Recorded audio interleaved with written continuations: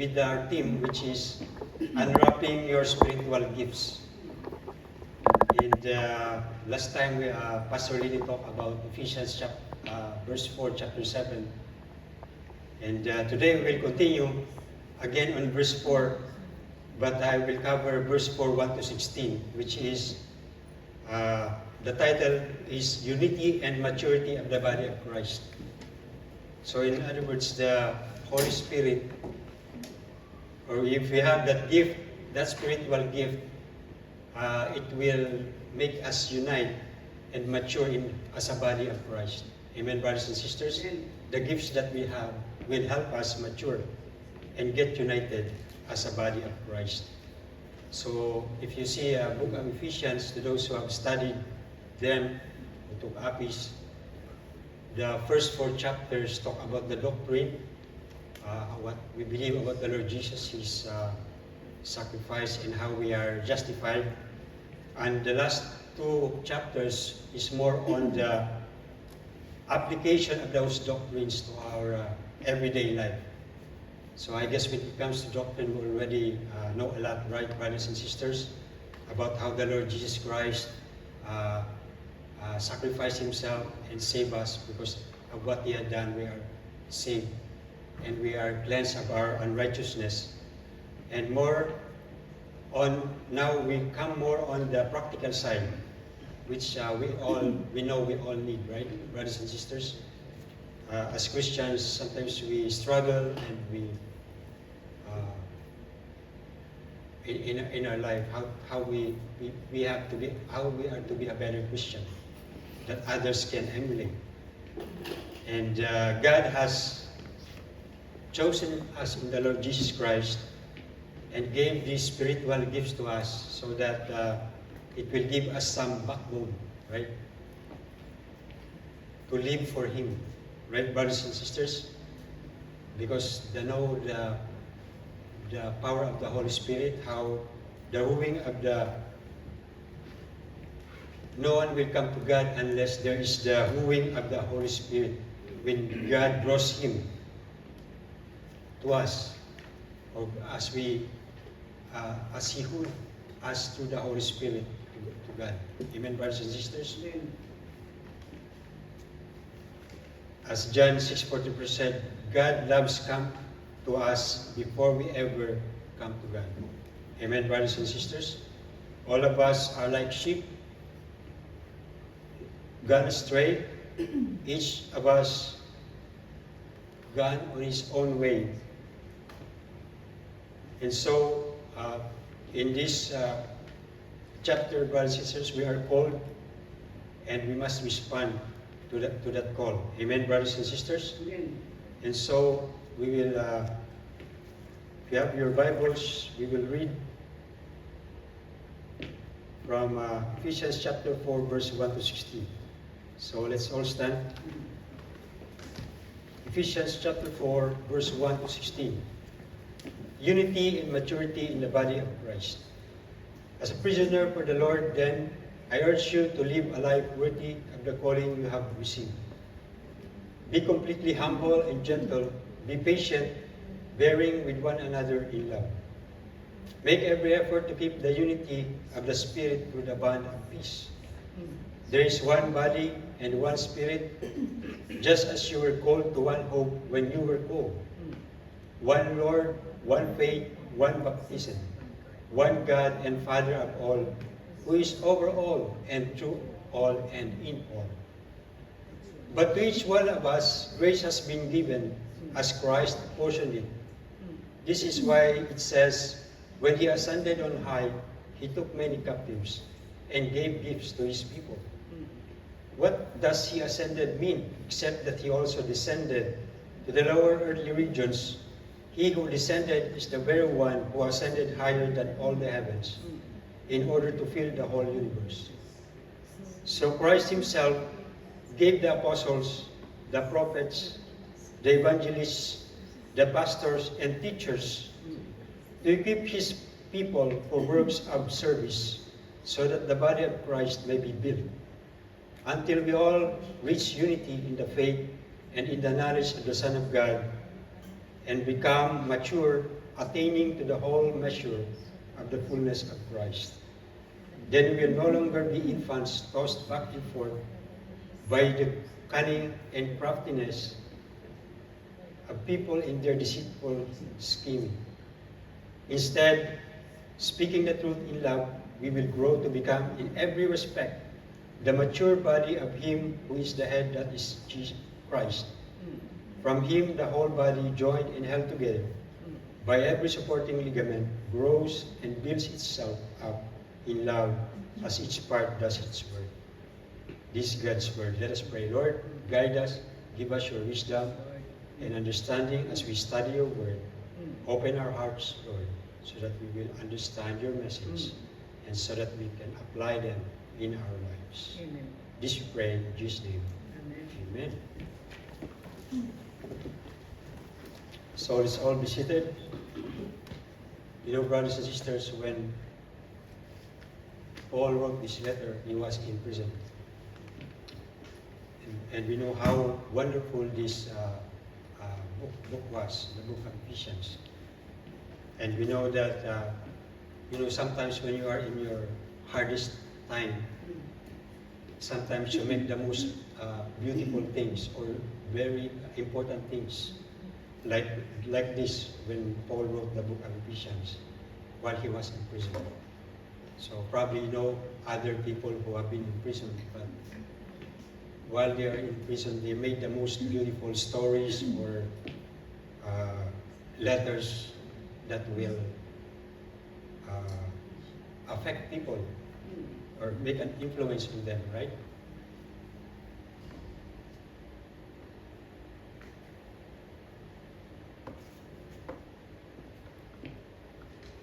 And so,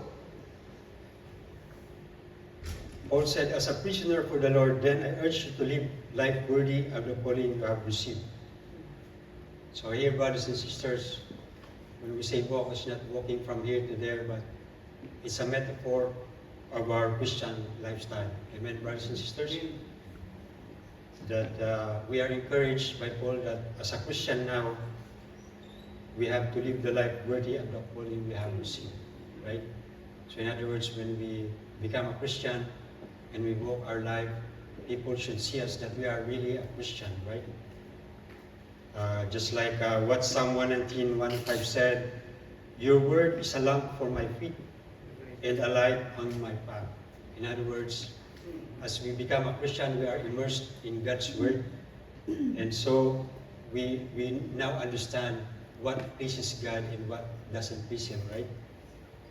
So, in other words, now we have a clear path to follow as a believer. As John said in John 14:6, Jesus said, I am the way, the truth, and the life, and no one comes to the Father except through me. In other words, if we are immersed in the word of the Lord Jesus Christ, we are assured where we are going, right, brothers and sisters? And so we live in a manner worthy of our calling of the Lord Jesus Christ. But how? But how are we become worthy, right? Aside from accepting the Lord Jesus as our Lord and Savior. You know, we see that in the following verse, in verse 23. You know, we see, be completely humble, be patient, and bearing with one another in love. You see, Paul is not telling us how to perform a ritual or liturgy, how we do in church rituals, right? But rather, it's telling us how we have to walk. It's about our attitude and motives and priorities, right? And here, once again, just like the other chapters that we read, Paul keep repeating those similar things that he told us, right? Like being humble. You know, just like the Lord Jesus Christ. We know the Lord Jesus Christ, He lived in humility when He was born. He was born in a manger, right? He humbled Himself, not being equal with God, but born as a human to sacrifice for us. He was humble, just like, in the Bible, another that we could see as humble is Moses. The Bible said Moses is one of the humblest people. But here, because of his being humble, the Lord Jesus had made the greatest impact in the world. Right? It's the opposite of what we usually think. That, so that you will have an impact to the world, some people have the idea that you have to use the sword, right? In order to pressure people to do what you want. But here, not by the sword, but by peace. Not by eloquence, but by the truth. Not by pride, but being humble. So that is the Lord Jesus Christ. So we see here, brothers and sisters, the difference of the Lord Jesus Christ from the other who call themselves leaders of the world. But you see the result. All those leaders are gone. The Roman Empire was gone. But we see today the character of Jesus of being humble, being peaceful, and being true. We see the result, right? How, because of that, there's so much impact on people in this world, right? That's why there are so many Christians now, right, brothers and sisters?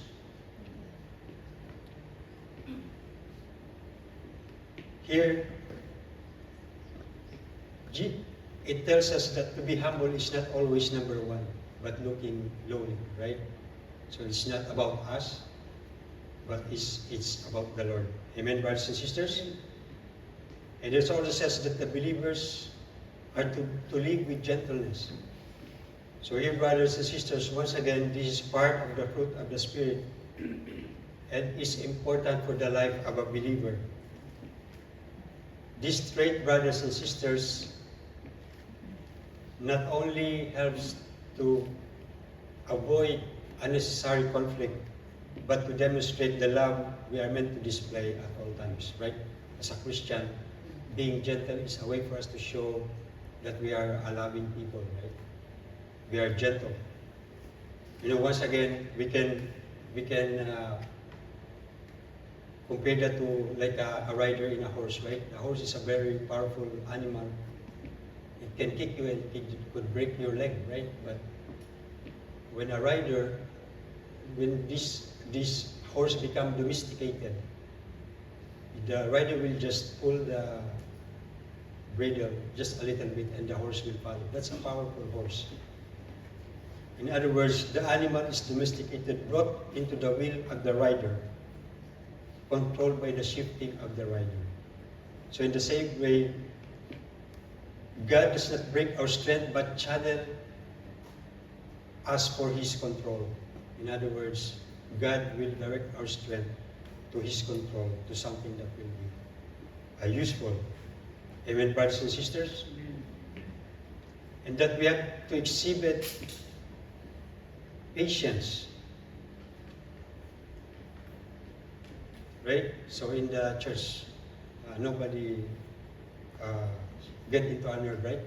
In the church, we are peaceful with everyone, right? So it doesn't, we don't rub shoulders, right? Is that true? No, it's not, right? So it happens in the church. Sometimes we have disagreement, or sometimes we get pissed or something similar, right? But because we are together for a while, right? We know each other. Sometimes we disagree, right? So I think that's part of being in a church, just like anywhere else. But living worthy of the call of God is that we become patient with one another, right? We become patient with one another. Because how I treat people who get into my nerve, for example, right? Really tells me how I love Him. I love God, right? Because every one of us is children of God, right? So, like you as a parent, it's hard for you that somebody will do something to your kids or say something that's hurtful, right? So, because, you know, brothers and sisters, it's easy to get along with people who we like, right? Pagans do that. But how about those people who are really bother us a bit? When I love them, I am patient with them, I am really stating to God and to the Lord Jesus, I love you.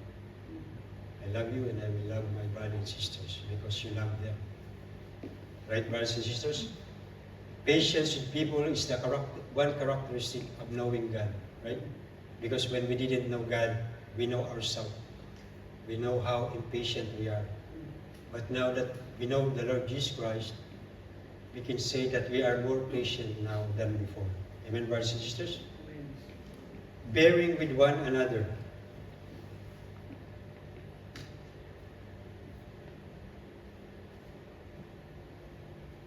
Bearing one another in love. Bearing is like carrying, right, brothers and sisters? You know, I work in a construction, and one of the most important material in construction is concrete. So the thing that we step on, or the columns, right? Because they have one property, which is they are very strong. They can bear heavy load. They can bear heavy stuff. So they have this bearing strength. So because of their bearing strength, they can stand and they do not fall. Just like a rock, right? It's a good foundation. Whatever weight you put in there, it can carry it. So in the same way, we are asked to, believers, to bear one another, right? Just like in the camp, when you carry a heavy weight, say you move the seat, the table. There's some people some of you will carry it. In other words, you help one another. You bear one another. And by doing so, we exercise what God has been teaching us, right? Love one another as I have loved you, said the Lord Jesus Christ, right? And we know that we have faults. I have fault. We have fault. But you know, God is patient with us.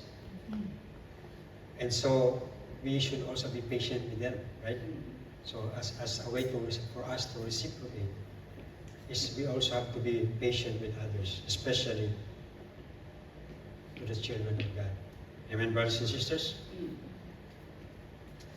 Make every effort to keep the unity of the Spirit through the bond of peace. So in other words, we get everything available so that the body of Christ will be united and to the bond of peace. It's like us being a one big family.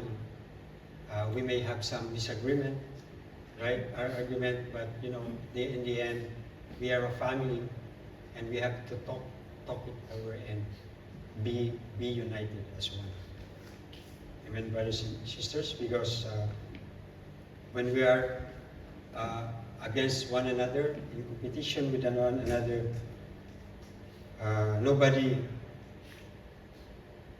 we don't have in competition with one another, but we are with nobody but the devil, right? Siya yung kaaway natin, right?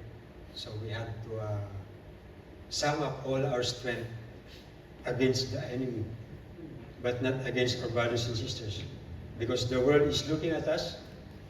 So if there is not unity among us, where in the world will they find it, right? So if the world is not united, where can they go if they see us not being united, right? There is one body, one Spirit, just as you were called to one hope when you were called, one Lord, one faith, one baptism, one God and Father of all, who is over all and to all and in all. So once again, because the false argument is that we have only one Lord, right? It's the Lord Jesus Christ. we have one Spirit. You know, when we accepted the Lord Jesus as our Lord and Savior, we have the indwelling Holy Spirit. So all the Christians in the world, there's only one Spirit, right? So, and that's why we sometimes we ask ourselves, how come there's so many Christians, right? When there's only one Lord, one body, and one Spirit. And eventually, when we get to heaven, when we are there, we will not ask you, oh, Brother Lem, what denomination are you? Right? He will only ask whether you accept the Lord Jesus as your Lord and Savior, right? So, and the second one is the Holy Spirit is the one and the only spiritual force which unites, just like I said, which unites all believers in Christ, all over the world, right? So that's why that's so sad that even churches have this kind of differences. And all believers are called to the same hope of the future eternity with Christ, right? So lahat naman dun ang papunta. So in other words, anyone who serves Christ is my brother. We are one big family. Amen, brothers and sisters? Amen. But each one of us, grace has been given as Christ apportioned it. This is what it says. When he ascended on high, he took my captives and gave gifts to his people. So each one of us, brothers and sisters, had a spiritual gift. So your spiritual gift may be different from mine, or we might both have the same, or we have more spiritual gift than mine, but they are all spiritual gifts. And they are there for the same purpose, right? For the glory of God. Because we are given variety of different spiritual gifts. Because remember that when the Lord died and then raised up again after 3 days, he went to heaven. The Lord Jesus promised a comforter, which is the Holy Spirit, that when I go there, somebody will come to you as a helper in the Holy Spirit, right? That's why when he ascended on high, he took many captives and gave them to his people. Because the Holy Spirit, brothers and sisters, he is the one that leads us to Christ. He convicts us of our sin. He baptizes us into Christ and forms Christ in us. And he ministers Christ to the world through us. Amen, brothers and sisters? That's why each one of us had to find what our spiritual gift is, because there are so many spiritual gifts that mentioned in the Bible, brothers and sisters. And maybe one of the questions that we have is, how do we know God's will for us? Right, brothers and sisters? Paul Little is an author of the book which is entitled Affirming the Will of God. And in summary, here's what he said. How do we know God's will for us? One is pray, right? We need to pray because sometimes we are confused. What is God's will for us? What is our gift, our spiritual gift, right? And number two is ask a mature Christian, right?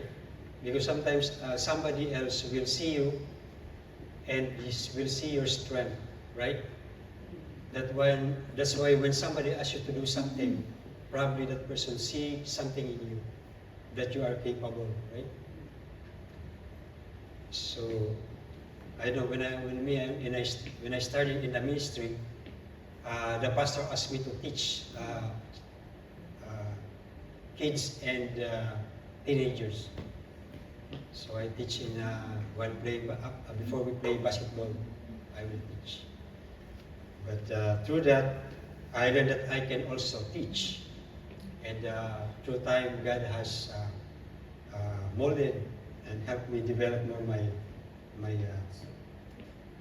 ability to the God's word, how to teach. And so that's number 3 here. Look for the open door, right? Whether in teaching or soul winning or praying, right? So that's why when somebody, because when somebody tells you, sometimes you hesitate because I don't know if I can do this, right? Right? Did you have that experience? When somebody told you, a pastor or a leader, church leader, you hesitate because you think, maybe I'm not ready for this. But it's an open door. Just like me, also the pastor asked me to preach. I've never preached. And when I saw my first preaching, I was watching and I was laughing at the same time at myself, right? But we cannot develop ourselves unless we go hands-on, right? Until we try it, right? It's like when you practice riding a bike, right? You cannot balance until you ride in it, right? It's not something you think. It's something that you do. So I think also in the ministry it's like that, right? So we just go, and as we go, we keep learning to the help of the Holy Spirit. We develop our gift. Because in 1 Corinthians 12, 7, 11, it tells us the gift that we have, which is for the common good.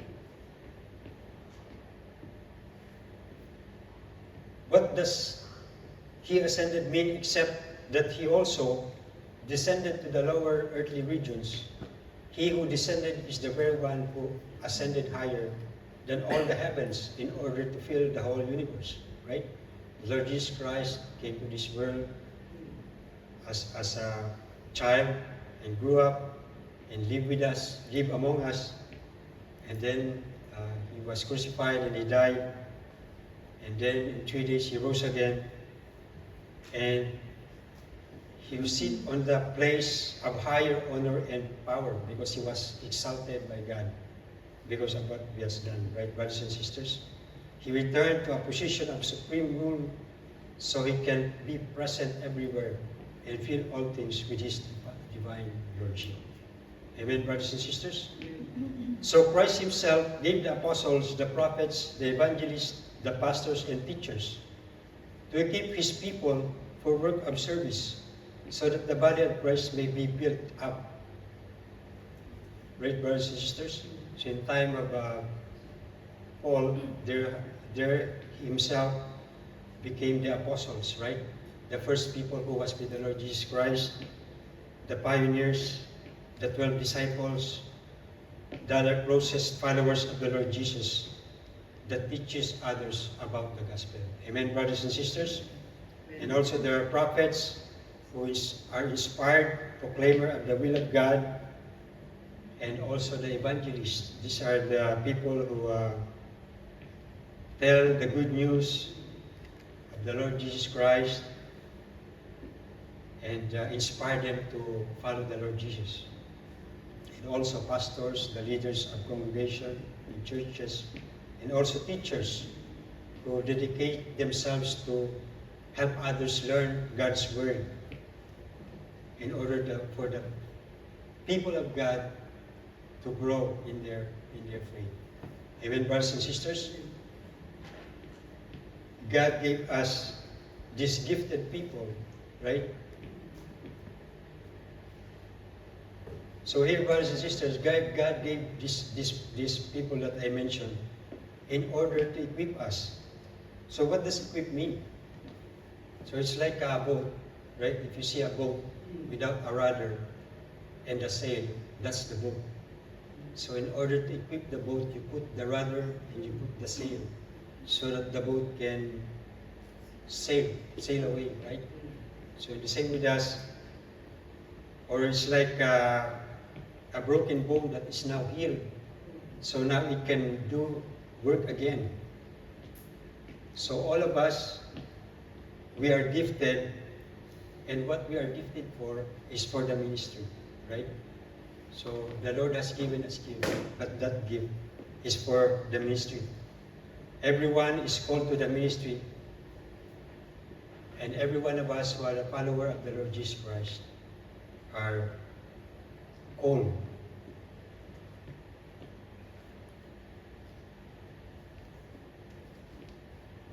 So here, brothers and sisters, in other words, verse 12, it means player coach to encourage us to the work of the ministry. Just like me. When I was a new Christian, there was a pastor who mentored me and encouraged me. So he sends me and let me do prayer teaching because he is trying to equip me into the ministry. So just like us brothers and sisters, all of us had to be equipped because the sharing the gospel is actually more on the members of the church, right? Because just like me, I can reach you, but you can reach more people, right?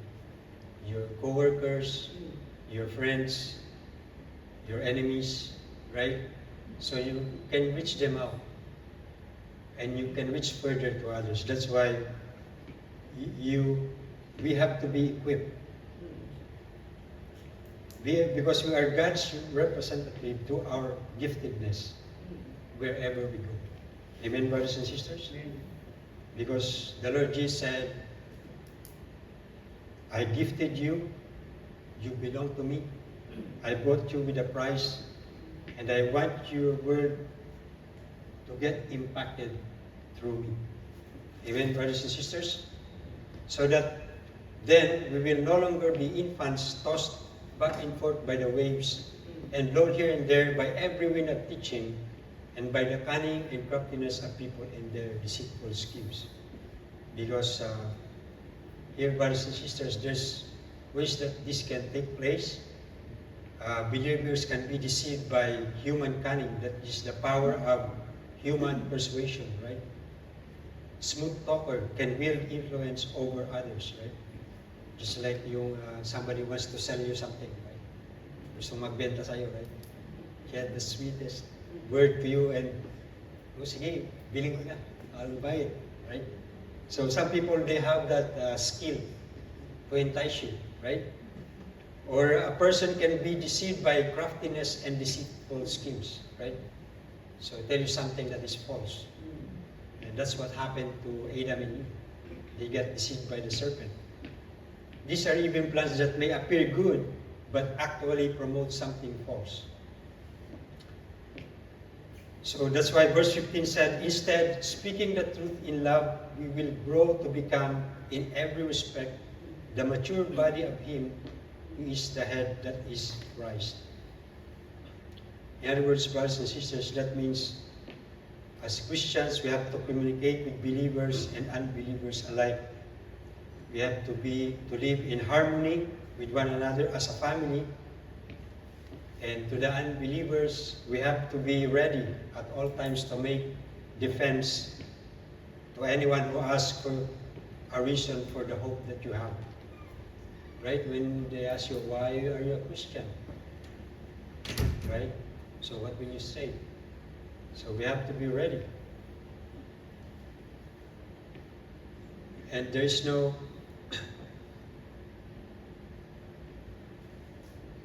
there is no reason for a Christian to be mean-spirited in order to be accurate when sharing the faith in others, right?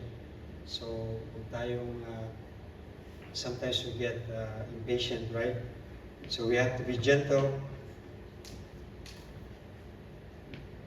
and respect others who does not believe the same way like us. Instead, we should speak the truth in love, letting God's Spirit work boldly in us and through us to help others come to faith in Christ. Amen, brothers and sisters? Because sometimes smooth words can smooth even the hardest one, right? Brothers and sisters? From Him, the whole body joined and held together by every supporting ligament, grows and builds itself in love as each part does its work. So in other words, brothers and sisters, for a healthy body to be functioning, the members of the body of Christ work together in unity as we should, and it should build itself in love. And because of that, it will attract others to the gospel of Christ, and so there will be more people added to the family of God, right? Because when we see that we love each other, we show the goodness of God, we show the love of the Lord Jesus Christ in us, others will see that, oh, this is really Christians because they are like the Lord Jesus Christ. Right, brothers and sisters? We have to impact whenever we are planted because we are all gifted. We are all old, right? So we may have a different gift, but we are all gifted. And they are all for the glory of God, right? It's not for our own. It's not for our personal gain, right? Or for us to be famous, right? But we work together for the kingdom, right, brothers and sisters? You know, just like the story of a bricklayer making a cathedral, right? When they were asked, "What are you doing?" "Oh, I'm laying bricks." When they went to the other one, "Oh, I'm building a wall," right? And then he asked the third worker. He said, "No, I'm building a cathedral," right? I'm building a cathedral. So this means that the first worker sees only the basic repetitive job, you know, right? No, I just arrange the chair in the church, right? The second worker sees a short-term functional goal. Oh, we have a service, we will play instrument, right? But the third worker connects every labor to a grand, inspiring vision of a higher purpose, right? He said, "We are building a cathedral." So in other words, whatever we do in the church, whether we cook, whether we arrange the chairs, whether we put up the instrument, whether we speak here in front or teach, we are participating in the kingdom of God. Right, brothers and sisters? We are partaking in the building of God's kingdom, in spreading Christ's love, sharing the gospel, and serving others through the things that we do. At the same time, living out spiritual values, supporting our community, and bringing peace and justice to the world. Amen, brothers and sisters? And one way we can participate is by serving others, right? Showing compassion, treating people with kindness, right? Just like me, I think I served somebody today because, you know, they have to have them fix the car, right? To show some care to them, right? Sharing the faith, telling others about Jesus, and living a life that sets a good example.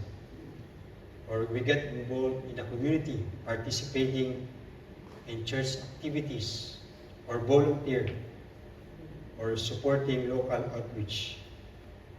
So in conclusion, brothers and sisters, the text that we just studied, Ephesians 4, verse 1 to 16, tells us believers that we must use our unique spiritual gift in love to build a mature and unified and strong church body that will stand, right? Stand firm. Amen, brothers and sisters? Amen.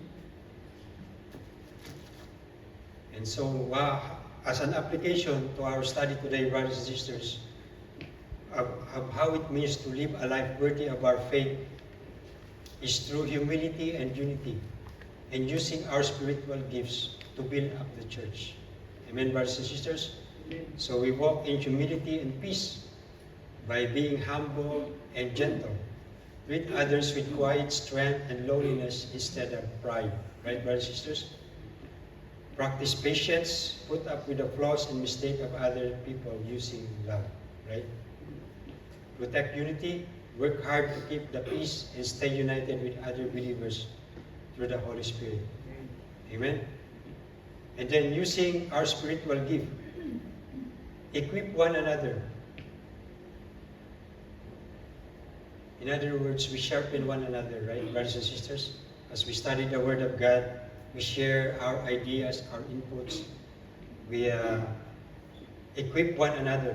Church leaders are meant to train every believer to do God's work. Right, you see? It's not the leaders but to equip the body of Christ, because the body of Christ is the one that will do much of the sharing the gospel, right? Because the leaders, there's only a few. But the body of Christ is big. So that means they have more impact than just the leaders. Right, brothers and sisters? Find your role. Every one of us has received a unique gift from Christ to help the whole group. Right? So lahat tayo na nakakilala sa Panginoon, we have a spiritual gift. Right? So find your spiritual gift and find your role. Contribute actively to church growth as actively. The church grows healthy and strong only when every individual part does its specific job, right? So if we work together actively, we will become stronger, right? As we work together, we become stronger. And then, when we do that, we grow to maturity. We avoid false ideas, because we are strong in our faith and in our understanding. We stay grounded, so we are not easily tricked by changing trend of deceitful teaching. So, right, if you are very strong in your faith and in your knowledge in the Bible, it's not easy for others to trick you because you know the Bible, right? You know what is in there, right? Speak the truth in love. Share God's truth honestly, but always wrap it in deep care and kindness, right? Right, brothers and sisters, you know that, right? People can say things to you with the same word but different effect, right? The one who is gentle sometimes is the one that has more impact to you, right? It's like it can break something, right? Yung sa smooth gentleness, right? Build up in love. Let all your action and words help the community grow closer to the character of Christ. So in other words, brothers and sisters, whatever we do, whatever we say, it helps the community grow closer to the character of Christ, right? So if we say the things of God, it becomes stronger. But if we say something not out of love, we go further away, right, brothers and sisters? So the right thing is to build up in love. Let all our actions and words help the community grow closer to the character of Christ, right?